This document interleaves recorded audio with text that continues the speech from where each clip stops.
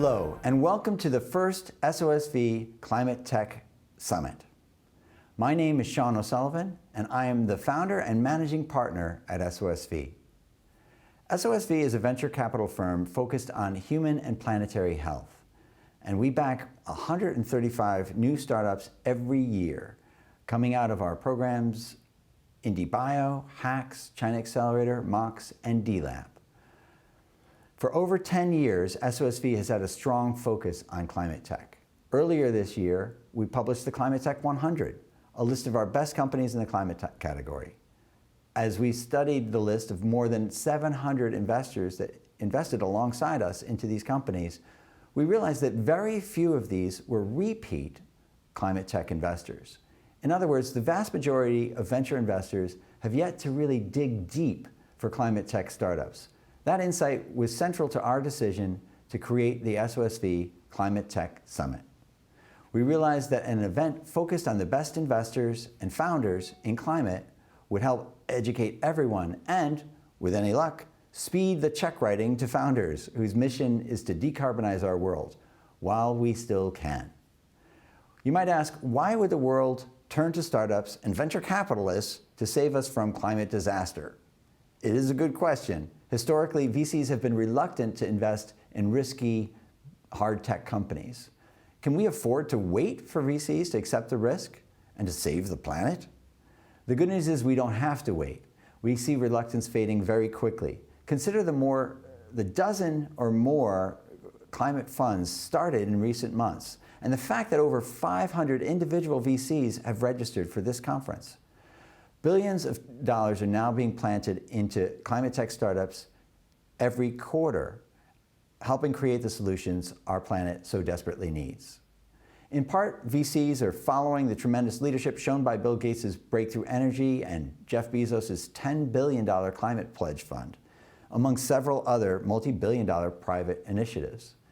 In part, they are rising to the challenge, as Tony Fadell likes to say, of ensuring a healthy planet for their children and generations to come.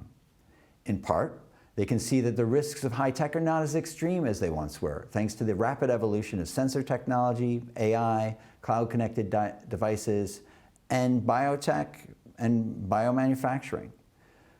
These breakthroughs and others like them are emerging relentlessly year after year.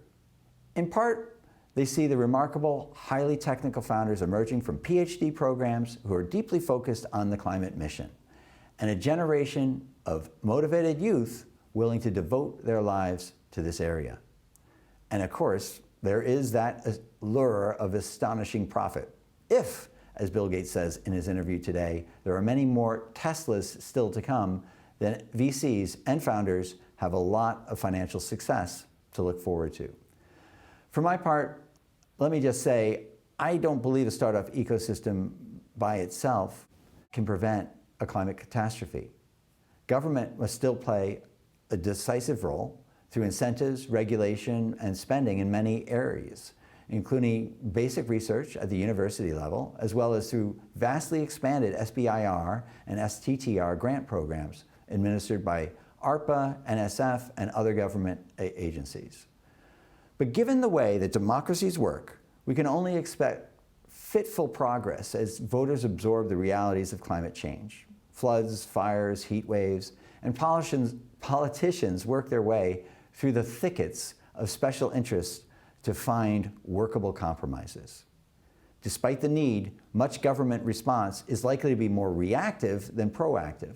There will continue to be massive mobilizations of resources to fight the forest fires, to rebuild the levee systems, and billions of dollars in emergency relief to respond to the latest droughts and floods. But this is like playing a continental-sized game of whack-a-mole. We cannot get out of this climate crisis without significantly decarbonizing the atmosphere. There are literally hundreds of industries and billions of consumers that they serve that must fundamentally change in the years ahead.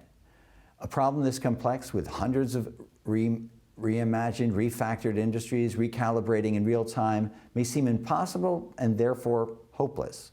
So, are we crazy to even think that this kind of change is possible? Yeah, we are. But the good kind of crazy. Entrepreneurs and VCs look at challenges like this, roll up their sleeves and say, where should we start? Whether it's nuclear fusion, carbonless steel, carbon sequestration, through biomaterials, or plant and lab-based protein farming, we know there are many possibilities to take huge steps forward. In the decades I've been alive, I've seen unbelievable transformations. Put a computer in every desktop and in every home, as Bill Gates would say. And now, those computers are in everyone's pocket.